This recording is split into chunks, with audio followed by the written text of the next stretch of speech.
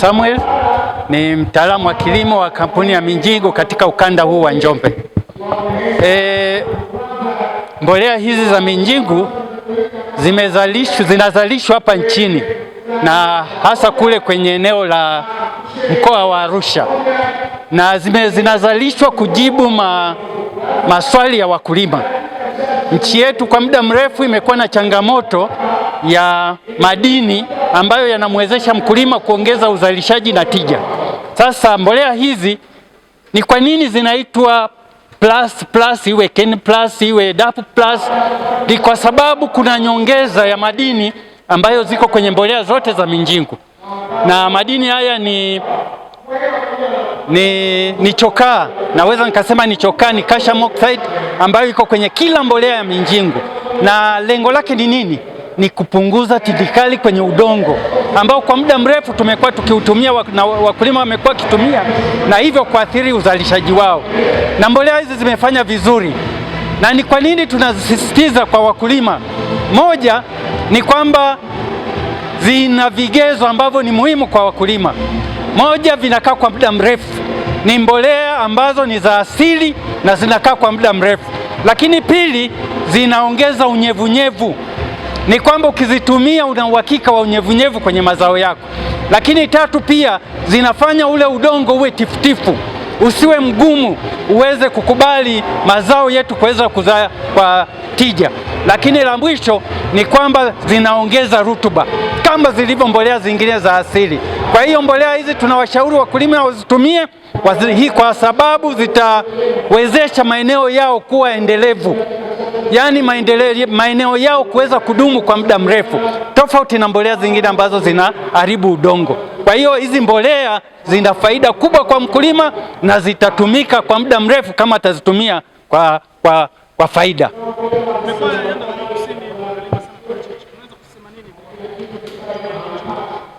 Kwa kilimo cha parachichi, mbolea za Minjingu ambazo ni za asili ni za maana sana kwa sababu ya zile tindikali ambazo zinaweza zikaleta athari kwa zao kama la parachichi.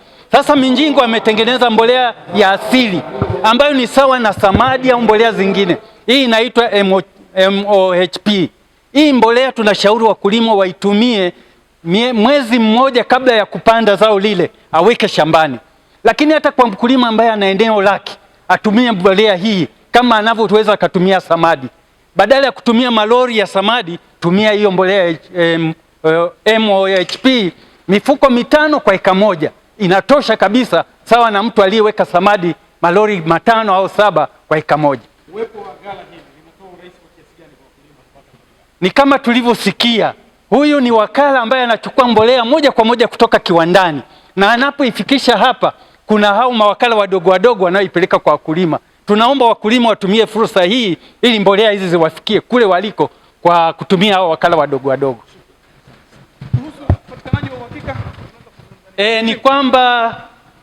Ni kwamba makampuni haya yanayozalisha mbolea nchini yamelenga kumsaidia mkulima, na hivyo wanazalisha kwa kushirikiana na taasisi za utafiti nchini. Kwa hiyo virutubisho vilivyoko hapa vinalenga yale matatizo ya wakulima kwenye nchi yetu kuhusiana na mapungufu hayo yaliyoko kwa wakulima. Kwa hiyo wayatumie, na tuna vipeperushi ambavyo tunavipeleka kwa wakulima viweze kuwasaidia kutoka kwenye vituo vya utafiti.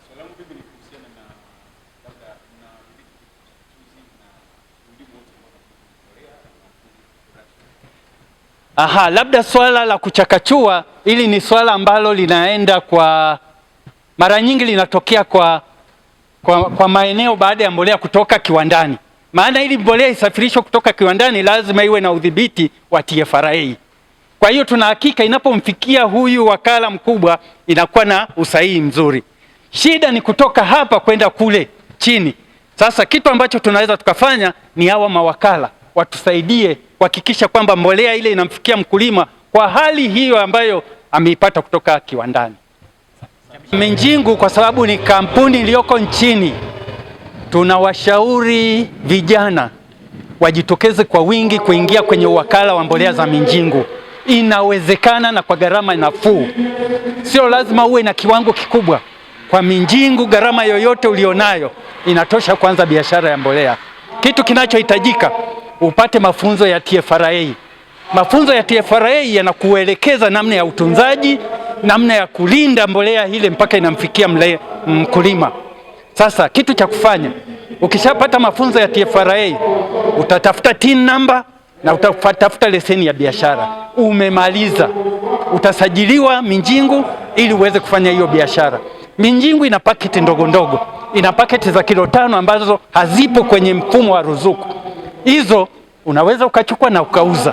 Kwa hiyo kwa vijana mnaweza mkaanza na hatua hiyo na ukafanya biashara, mradi tu ukidhi vile vigezo kwamba mbolea imfikie mkulima kwa hali ile inayohitajika.